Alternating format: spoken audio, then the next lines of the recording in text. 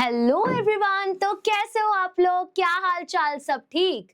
तो आज हम लोग कवर करने वाले हैं अपने 11th स्टैंडर्ड के चैप्टर नंबर 5 यानी कि the cell unit of life के एक्सरसाइज क्वेश्चंस।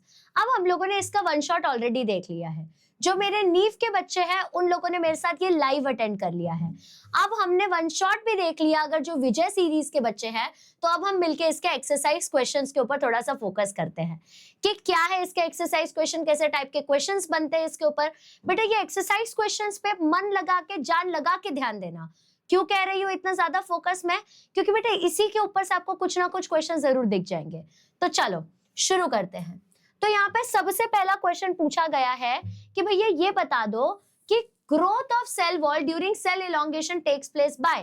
तो यहाँ पे बोला गया है कि जो ग्रो हो रहा है तुम्हारा cell wall, cell elongation, cell के खिंचने के टाइम पे, तो वो एग्जैक्टली कैसे हो रहा है?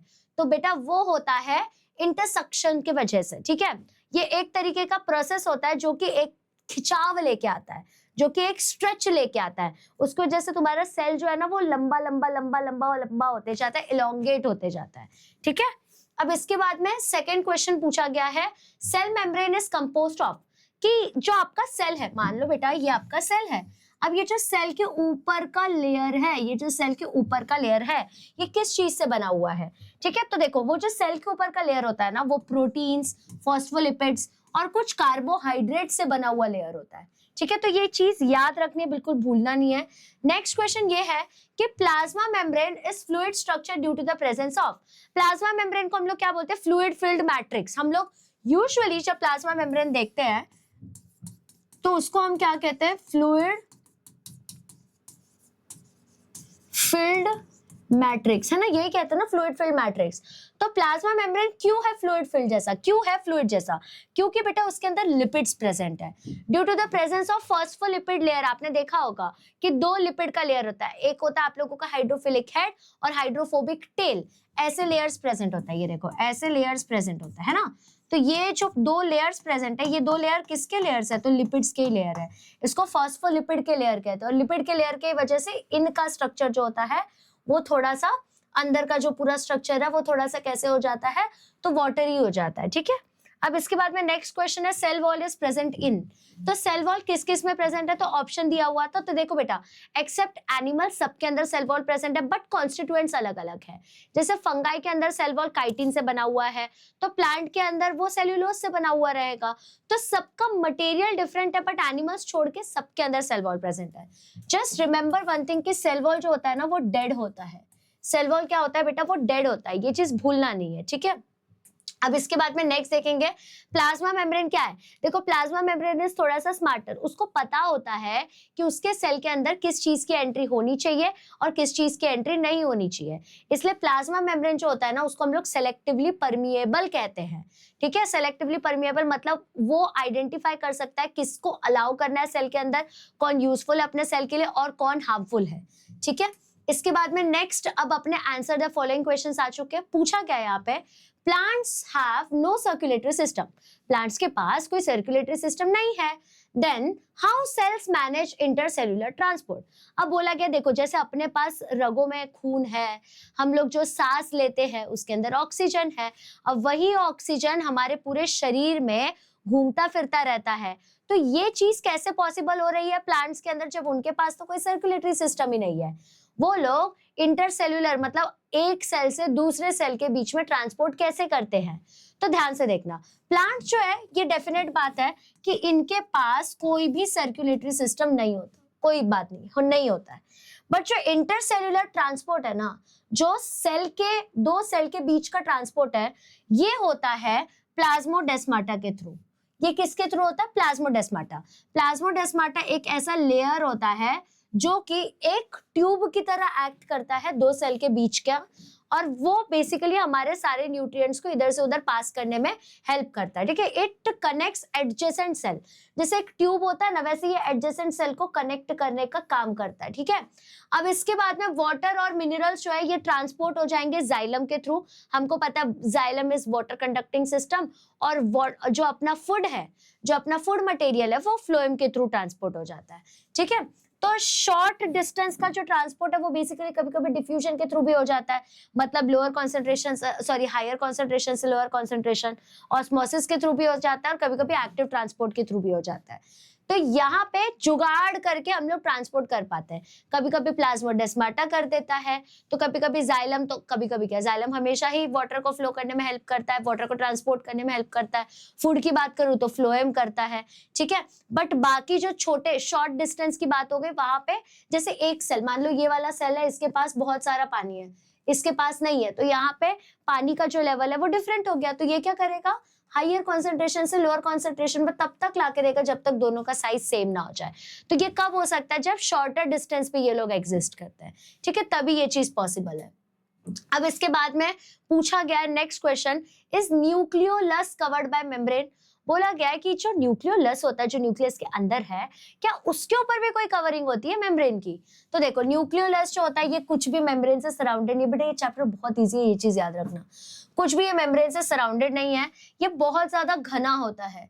इट इज अ डेंस, घना, स्पेरिकल, डेंस है और ऐसे सर्कल में प्रेजेंट है। स्पेरिकल रीजन है जो कि न्यूक्लियस के अंदर में होता है और ज्यादातर ये काम करता है तुम्हारे राइबोसोमल आरएनए, मतलब आरएनए को बनाने में, ठीक है, और साथ साथ में ये हेल्प करता है राइबोसोम्स को भी बनाने में।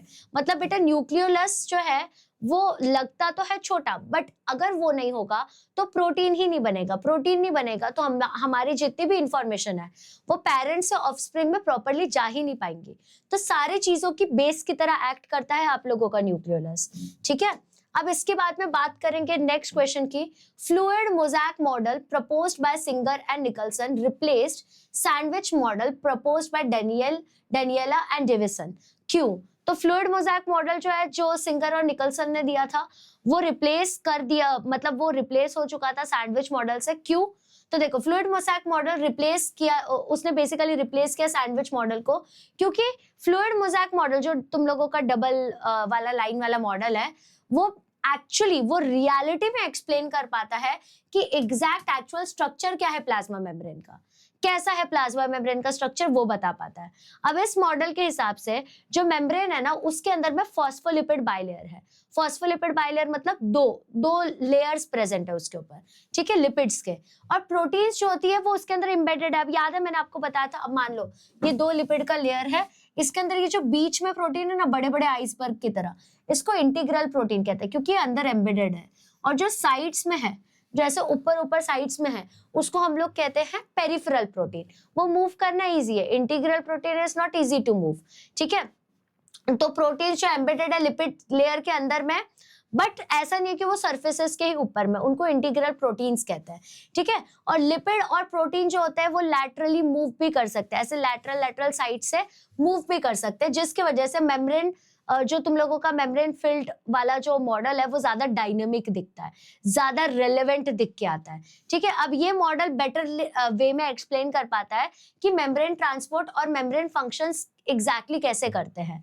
इसके वजह से हम लोगों ने फ्लूइड मोज़ैक मॉडल को बेसिकली उसको यूज किया रिप्लेस करने के लिए सैंडविच मॉडल से, क्योंकि sandwich model was less relevant, तो ज्यादा रेलेवेंट ये पड़ता है, ओके। अब नेक्स्ट क्वेश्चन पूछा गया था कि the RBC surface normally shows glycoprotein molecules. जो आरबीसी का सरफेस है उसके ऊपर ग्लाइकोप्रोटीन्स रहता है। आरबीसी मतलब रेड ब्लड कॉर्पसेल्स, वो जो ऑक्सीजन कैरिंग कैपेसिटी जिसके पास होता है, मैं उसकी बात कर रही हूँ। तो जो आपका आरबीसी सरफेस है ना, उसके पास नॉर्मली ग्लाइकोप्रोटीन के मॉलिक्यूल्स प्रेजेंट होते हैं, बट जब डिटरमाइन कर रहे हैं हम लोग ब्लड ग्रुप को, क्या वो आरबीसी सरफेस जो उसके ऊपर ग्लाइकोप्रोटीन के मॉलिक्यूल्स प्रेजेंट है, क्या वो ब्लड ग्रुप डिटरमाइन करते टाइम पे अपना कुछ रोल दिखाते हैं, क्या उनका कुछ सिग्निफिकेंस है। तो यस बेटा, ग्लाइकोप्रोटीन मॉलिक्यूल्स जो उसके ऊपर प्रेजेंट होता है ना, उसका डेफिनाइट रोल है, बट कैसा रोल है वो बताती हूँ। तो देखो, the plasma membrane of red blood cells contains specific glycoprotein and glycolipid that act as antigens. अब आप लोगों का जो आरबीसी होता है उसके ऊपर स्पेसिफिक ग्लाइकोप्रोटीन्स या स्पेसिफिक ग्लाइकोलिपिड्स प्रेजेंट होते हैं जो एंटीजन की तरह एक्ट करते हैं। अब वही एंटीजन जो है वो बेसिकली हमको ये एक्सप्लेन करते हैं कि एग्जैक्टली ये कौन से ब्लड ग्रुप से बिलोंग करते हैं, ठीक है। अब देखो, अब एबीओ ब्लड ग्रुपिंग सिस्टम के हिसाब से अगर मैं बात करूं, तो अगर प्रेजेंस है या एब्सेंस है ए या बी एंटीजन का आरबीसी के ऊपर, तो ये बताता है कि वो पर्सन ए ग्रुप से बिलोंग करता है, बी से करता है, ए बी से करता है या ओ से करता है। ठीक है, ये ब्लड ग्रुपिंग सिस्टम आप लोग 12th स्टैंडर्ड में और डिटेल में पढ़ने वाले हो।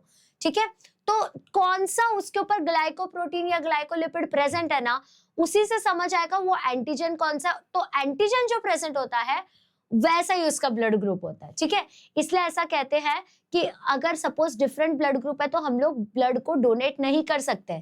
जैसे ओ वाला सबको डोनेट कर सकता है क्योंकि उसके ऊपर कोई एंटीजन नहीं प्रेजेंट है, बट ओ वाला किसी से ले नहीं सकता, वो सिर्फ ओ से ही ले सकता है। क्यों? क्योंकि उसके ऊपर में एंटीजन प्रेजेंट है, ओ मतलब कुछ नहीं। अब ए बी का बात करो तो वो ए से भी ले सकता है, बी से भी ले सकता है, ओ से भी, यूनिवर्सल एक्सेप्टर की तरह होता है वो। ठीक है, अब सिमिलरली द प्रेजेंस और एब्सेंस ऑफ RH एंटीजन मतलब RH factor determines weather a person is RH positive और RH नेगेटिव।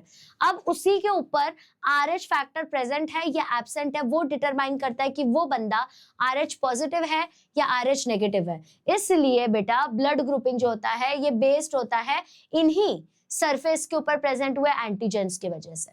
तो यस, आपका जो यहाँ पे स्टार्टिंग में क्वेश्चन पूछा गया था कि भाई क्या आरबीसी के सरफेस के ऊपर में जो ग्लाइकोप्रोटीन्स प्रेजेंट होते हैं उनका कोई रोल है, तो यस, अगर ग्लाइकोप्रोटीन मॉलिक्यूल्स नहीं प्रेजेंट होंगे तो हमें समझ नहीं आएगा कौन सा एंटीजन है, एंटीजन नहीं समझेगा तो हमें ये नहीं समझेगा कौन सा ब्लड ग्रुप है। ठीक है, अब इसके बाद में नेक्स्ट मस्त क्वेश्चन पूछा गया है कि एक बात बता दो भाई, how cytoplasm is different from तुम लोगों का न्यूक्लियोप्लाज्म इन केमिकल कंपोजिशन, डिफरेंस बिटवीन पूछ रहा है बेसिकली। तो देखो साइटोप्लाज्म का बात करूं तो आपको पता है साइटोप्लाज्म सेल का प्लाज्मा, तो ये बेटा आपके न्यूक्लियस के बाहर है, बाहर का साइड। न्यूक्लियोप्लाज्म का बात करो तो ये न्यूक्लियस के अंदर प्रेजेंट होता है जो कि राइबोसोम वगैरह बनाएगा। अब देखो साइटोप्लाज्म के अंदर में जितने भी सेल ऑर्गेनल्स वगैरह हैं, जैसे कि फिर उसके बाद में प्रोटीन हो गया, कार्बोहाइड्रेट हो गया, लिपिड्स हो गया, एंजाइम्स हो गया, सॉल्ट्स हो गए, सारी चीजें साइटोप्लाज्म के ही ऊपर एग्जिस्ट करती है। बट अगर मैं न्यूक्लियोप्लाज्म की बात करूं तो इसके अंदर क्रोमैटिन है। क्रोमैटिन मतलब क्रोमोसोम्स, जो कि मेन जिसके अंदर इंफॉर्मेशन हिडन है, जिसके वजह से आगे का सारा इंफॉर्मेशन स्प्रेड आउट होने वाला है। ठीक है, फिर न्यूक्लियोलस प्रेजेंट है उसके अंदर, न्यूक्लियोटाइड्स प्रेजेंट है उसके अंदर, एंजाइम्स है उसके पास, प्रोटीन्स है उसके पास, जो भी तुम्हारे डीएनए के रेप्लिकेशन या सिंथेसिस के लिए जरूरी है। डीएनए रेप्लिकेशन मतलब अब देखो एक ही डीएनए जब पहली बार आया था तो क्या हमारे सारे सेल में एक ही डीएनए है? नहीं। अब हमारे जब सेल्स मल्टीप्लाई हो रहे हैं तो डीएनए भी मल्टीप्लाई होना जरूरी है, तो वो डीएनए को कॉपी बनाना इस डीएनए रेप्लिकेशन, डीएनए का बेसिकली कॉपी बनाना। ठीक है, तो वो सारा माल मटेरियल तुम्हारे न्यूक्लियोप्लाज्म के अंदर रहता है। अब बेटा साइटोप्लाज्म जो होता है ये जगह होती है, ये एक ऐसा लोकेशन है जहां पे मैक्सिमम मेटाबॉलिक एक्टिविटीज जो है वो खत्म हो जाती है, वो कंडक्ट हो जाती है। ठीक है, अब बेटा ये साइट है, ये जगह है तुम लोगों के जेनेटिक एक्टिविटीज का भी, जैसे कि डीएनए रेप्लिकेशन की बात कर लो या फिर तुम लोग ट्रांसक्रिप्शन की बात कर लो। मतलब ये जो पूरा तुम लोग आगे जाके प्रोटीन सिंथेसिस वगैरह देखने वाले हो तो that occurs inside your nucleoplasm, उसके अंदर उसका रॉ मटेरियल होता है। बट साइटोप्लाज्म के बाहर आके सारे के सारे एक्टिविटीज होने वाले हैं।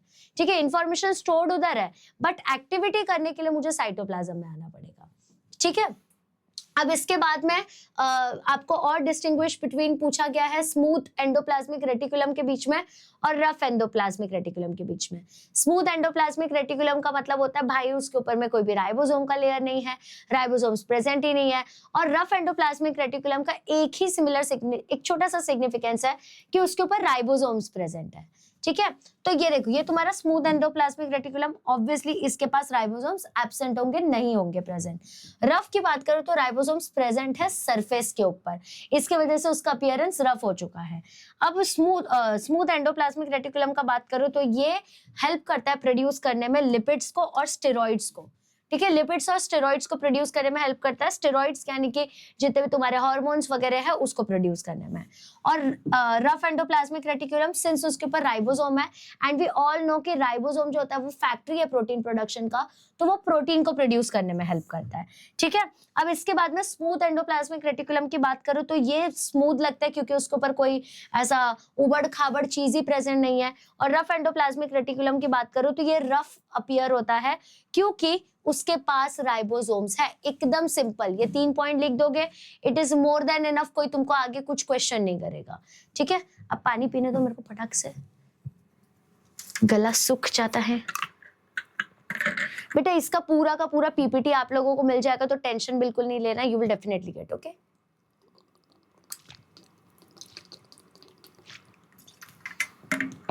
आप डिक्टो एग्जाम में जाके लिख सकते हो, कोई दिक्कत नहीं है। ओके चलो अब आगे बढ़ते हैं। दूसरा क्वेश्चन पूछा गया, छोटे छोटे क्वेश्चंस है, बस थोड़ा सा लॉजिक जिसको आता है ना वो ये आराम से दे देगा। मतलब ये चीज अगर तुम नहीं भी पढ़ के जाओगे तो भी आ जाएगा, बट स्टिल हम पढ़ के जा रहे हैं। See we are one more step ahead, है ना। अब देखो, mitochondria are power house of the cell, give reason. भाई बचपन से ये पता है अपने को, कुछ याद हो ना याद हो, एक ही चीज याद है अपने को, mitochondria is the power house of the cell, यही याद है अपने को। तो देखो माइटोकॉन्ड्रिया को power house of the cell इसलिए कहते हैं क्योंकि वहीं पे सबसे ज्यादा मेजर लोकेशन कहा जाता है जहां पे सेल्यूलर रेस्पिरेशन है। ठीक है, सेल्यूलर रेस्पिरेशन का मतलब क्या होता है, अब तुम लोगों ने खाना खा लिया, बट वो खाने के ऊपर ऑक्सीजन लगा के वो खाना डाइजेस्ट भी तो करना है, वो खाने से एनर्जी भी तो देनी है, फिर वहां से जो हमने रिसीव किया एनर्जी वो हमको एक एक सेल में भी तो पहुंचानी है। तो ये जो होता है ना, इसको अपन सेल्यूलर रेस्पिरेशन कहते हैं। ठीक है, और इसी के वजह से बेटे एटीपी प्रोड्यूस वगैरह भी होता है। इसके वजह से हम लोग क्या कहते हैं, अब देखो एक बात बताओ, देखो जनरेटर क्या होता है बेसिकली, अगर लाइट चली गई तो हम लोग जनरेटर चालू करते हैं, राइट। क्यों? क्योंकि वहां पे एनर्जी कंटिन्यूअसली जनरेट होते जा रही है। वैसी माइटोकॉन्ड्रिया, वहां पे ही एनर्जी जनरेट हो रही है और फिर पूरे बॉडी में एनर्जी जाती है। इसके वजह से माइटोकॉन्ड्रिया को power house of the cell कहा जाता है। अब थोड़ा और बेसिक एकदम अच्छे लेवल का जस्टिफिकेशन देती हूँ।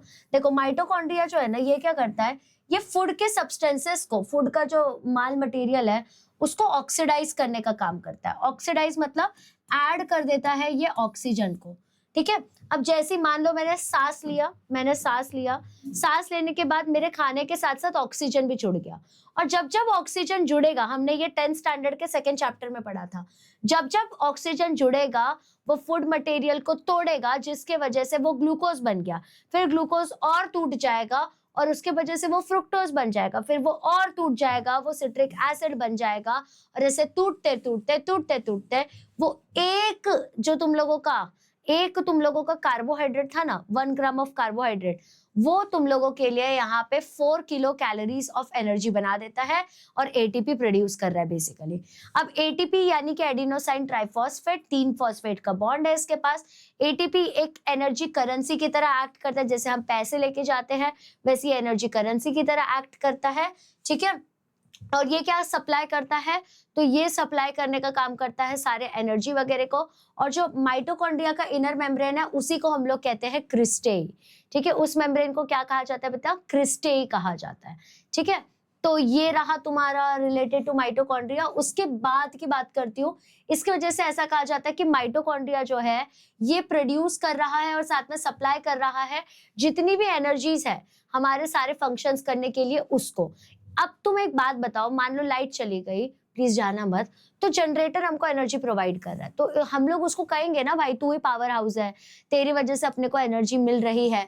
वैसे ही माइटोकॉन्ड्रिया होता है, जब एनर्जी खत्म हो जाती है माइटोकॉन्ड्रिया आ जाता है, साक्षात खड़ा होता है, बोलता है मैं हूं ना भाई, मैं तुझे एनर्जी दूंगा। तो यही कंक्लूजन हुआ कि माइटोकॉन्ड्रिया को हम लोग power house of the cell इसलिए कहते हैं क्योंकि वो क्या करता है, वो एटीपी जनरेट करता है सेल्यूलर रेस्पिरेशन के थ्रू, और फिर वो सारे के सारे मेटाबॉलिक एक्टिविटीज, मतलब जो भी अंदर एक्टिविटीज चल रही है उनको एनर्जी सप्लाई करने का काम करता है बेसिकली। ठीक है, अब इसके बाद में ये डायग्राम है आपको, और साथ में तुम लोगों को यहाँ पे सब लेबल वेबल करने का है। ठीक है, अब तुम देखते जाओ यार, ये डायग्राम, ये माइटोकॉन्ड्रिया का डायग्राम है, इसके वजह से तुम लोग यहाँ पे डबल बाउंडेड मेम्ब्रेन टाइप का डायग्राम देख रहे हो। अब हमने माइटोकॉन्ड्रिया ऑलरेडी ड्रॉ किया हुआ था, तो उससे आई एक्सपेक्ट कि you can draw this diagram, है ना। अब मैंने ये डायग्राम तो यहाँ पे डाल दिया है, अब आप लोगों को लेबल करना है। कैसे करोगे आप लेबल, पता है क्या, आप लोगों ने जो हमने पढ़ा हुआ है वन शॉट में उसके थ्रू लेबल करना है। नहीं याद आ रहा, आप ये इमेज को डाल दो गूगल लेंस पे, आपको मिल जाएगा लेबलिंग। अब बट आपको क्या करना है, कमेंट सेक्शन में मुझे कमेंट करके बताना है कि क्या लेबलिंग्स है इसकी। आप इसको 1 लिखेंगे, ये देखो 1 2 3 4 5 6 7 8। ठीक है, इस तरीके से अपनी लेबलिंग जाएगी, तो मुझे लिख के बताना है ऐसे। 4th का 1 2 3 4 5 6 7 आणि 8 असं लिहायचं तुम्हाला, कळलं? आता पुढे बघूया, मैंने वैसे लिखा ही हुआ था बट स्टिल वहां पे चाहिए था। अब जैसे ए जो था, ये पूरा तुम लोगों का माइटोकॉन्ड्रिया है, तो देखो माइटोकॉन्ड्रिया से double membrane bound structure, 2 membrane आप देख सकते हो यहाँ पे, है ना, you can see 2 membranes here. अब इसके बाद में जो मैट्रिक्स है उसके अंदर में एंजाइम्स प्रेजेंट है, मैट्रिक्स मतलब खाली जगह, वो अब मान लो यहाँ पे मैंने लिखा हुआ है, ये व्हाइट छोड़ के जो तुमको पूरा ब्लैंक स्पेस दिख रहा है ना, मान लो मैट्रिक्स है, तो जो खाली जगह है ना उसके अंदर एंजाइम्स होता है। एंजाइम्स क्यों होना चाहिए? एंजाइम का मतलब होता है बायोलॉजिकल कैटलिस्ट, मतलब ये एक ऐसा मटेरियल है जो कि मेरे को मेरे रिएक्शन को स्पीड अप करने में हेल्प करने वाला है ना। तो इसके वजह से जो मेरे इतने सारे रिएक्शंस के लिए रिस्पॉन्सिबल है, उसके अंदर तो एंजाइम्स भर भर के होंगे ही ना, और डीएनए और राइबोसोम्स भी उसके अंदर प्रेजेंट है, ठीक है। अब बेटा यही है साइट, यही है जगह सेल्यूलर रेस्पिरेशन का, यहीं पे सारा रेस्पिरेशन होता है और एटीपी भी यहीं पे प्रोड्यूस होता है, एटीपी का सिंथेसिस भी आप यहीं पे देखोगे, ठीक है। इसलिए इसको हम लोग क्या कहते हैं बेटा? Power house of the cell. इसलिए हम लोग माइटोकॉन्ड्रिया को क्या कहते हैं? तो power house of the cell कहते हैं, ठीक है। अब देख लो यहाँ पे और स्ट्रक्चर्स आप लोगों को दिख रहे होंगे क्लोरोप्लास्ट वगैरह के। तो अब इसकी बात करें तो देखो यहाँ पे बी था, वो क्लोरोप्लास्ट का स्ट्रक्चर था। कॉन्सेप्ट देख लो, क्लोरोप्लास्ट एक ग्रीन प्लास्टिड होता है जिसके अंदर क्लोरोफिल है। बेटा अगर क्लोरोफिल ना होता ना तो फोटोसिंथेसिस ही नहीं कर पाते ये लोग। इसके वजह से जब भी तुम कोई प्लांट का पार्ट हरा देखो, समझ लो he is capable to do photosynthesis. जैसे आप लोगों ने ना फ्लावर देखा होगा, फ्लावर का वो जो नीचे का बड का एरिया होता है ना, यू वोंट बिलीव, इवन वो भी कर सकता है फोटोसिंथेसिस, ठीक है। तो देखो ये सराउंडेड होता है डबल मेम्ब्रेन से, 2 मेम्ब्रेन का स्ट्रक्चर है, इसके अंदर में ग्राना एंड स्ट्रोमा दोनों प्रेजेंट होता है। ये जगह है, ये साइट है, ये लोकेशन है जहां पे फोटोसिंथेसिस होता है बेटा। और अल्सो ये पोजेस भी करता है खुद के डीएनए और राइबोसोम्स को, इसके पास खुद का और डीएनए और राइबोसोम्स भी होता है। मतलब ये बहुत बड़ी बात हो गई कि एक छोटे से मेम्ब्रेन के पास खुद का ओन डीएनए, खुद का ओन राइबोसोम्स है। अब यहाँ पे ये स्ट्रक्चर क्या होगा बताओ, एनी गेसेस? अब तुम लोग दिमाग लगा सकते हो, चलो ये हिंट है, दिस इज द हिंट, क्या हो सकता है ये structure? Any guesses? I think आपने गेस कर ही दिया होगा कि that was Golgi apparatus. Golgi apparatus जो होता है उसके ऊपर flattened membrane bound cisternae present होता है, वो जो छोटे छोटे डॉट्स को मैंने हाईलाइट किया, दैट वाज सिस्टर्ने। वो क्या करता है? उसका काम होता है मॉडिफाई करना, उसका काम होता है पैकेजिंग करना, और साथ में वो सिक्रीट करता है प्रोटीन्स और लिपिड्स को। उसका काम ही है प्रोटीन्स और लिपिड्स को सिक्रीट करना। अब इसके वजह से सिक्रेटरी वेसिकल्स और लाइसोसोम्स निकलते हैं। अब लाइसोसोम्स जो है ये सबसे ज्यादा इंपॉर्टेंट है क्योंकि ये सुसाइडल बैग होता है। Now you must be thinking इतनी नेगेटिव चीज हमारे शरीर के लिए क्यों इंपॉर्टेंट है? अब मान लो यहाँ पे कोई एक ऐसा फॉरेन टाइप का, मान लो ये फॉरेन सेल आ गया, ठीक है, ये फॉरेन सेल है और जो ये अपना सेल है ना वो उसको जानता ही नहीं है, तो वो क्या करेगा पता है क्या? लाइसोसोम वो बोलेगा अरे यार पता नहीं कौन ही आ गया ये, तो ना ये यहाँ से धीरे धीरे मूव करेगा और इसको ऐसे खा जाएगा, खुद भी मर जाएगा और उस सेल को भी मार देगा। That is the benefit, that is the strategy of your lysosome, ठीक है।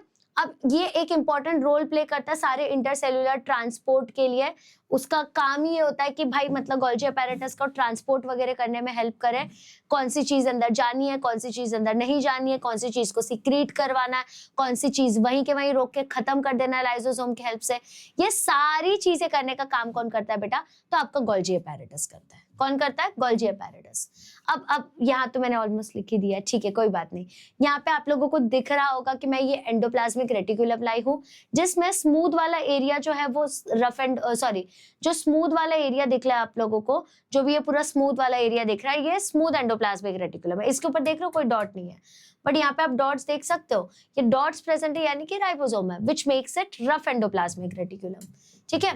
तो रफ एंडोप्लाज्मिक रेटिकुलम आप इसको मतलब एंडोप्लाज्मिक रेटिकुलम को आप शॉर्ट फॉर्म में ER भी लिख सकते हो। ये एक नेटवर्क होता है, नेटवर्क मतलब एक कनेक्शन है मेम्ब्रेन बाउंड ट्यूब्यूल्स का। बहुत सारे ऐसे ट्यूब्स होते हैं जिसके ऊपर मेम्ब्रेन्स प्रेजेंट होता है और कुछ ऐसे चपटे सैक्स का, बोरियों का, ऐसे छोटे छोटे बोरियां होती है जो कि साइटोप्लाज्म के अंदर प्रेजेंट है और ये कंटिन्यूअस रहता है न्यूक्लियर मेम्ब्रेन के अंदर, मतलब न्यूक्लियर मेम्ब्रेन के ही साथ में प्रेजेंट होता है। अब एंडोप्लाज्मिक रेटिकुलम दो टाइप का, एक होता है स्मूथ एंडोप्लाज्मिक रेटिकुलम, एक होता है रफ। अब रफ की बात करूं तो बेटा ये प्रोटीन सिंथेसिस में यूज होगा, क्योंकि रफ एंडोप्लाज्मिक रेटिकुलम जो होता है उसके ऊपर राइबोसोम का प्रेजेंट है। राइबोसोम का प्रेजेंट होने का मतलब क्या होता है कि वो प्रोटीन प्रोडक्शन का फैक्ट्री है। स्मूथ की मतलब क्या होता है, राइबोसोम्स नहीं होता, बट वो लिपिड के सिंथेसिस में, डिटॉक्सिफाई करने में, स्टेरॉइड्स बनाने में काम आते हैं। ओके अब इसके बाद में ये आप लोग देखो फ्लो चार्ट, ये फ्लो चार्ट अब अपने को कंप्लीट करना है। तो देखो endoplasmic reticulum, transport vesicle, Golgi apparatus, lysosome and autophagy. एक मिनट, एंड ऑटोफैगी। ठीक है, ये बहुत ही बढ़िया क्वेश्चन है, ये बहुत ही बढ़िया क्वेश्चन अगर आप ध्यान से देखोगे। ठीक है, बहुत मस्त क्वेश्चन है ये। आपको टेक्स्ट बुक में आधा अधूरा डायग्राम दिया हुआ है, बस उसी डायग्राम को मैंने यहाँ फिल करके दे दिया।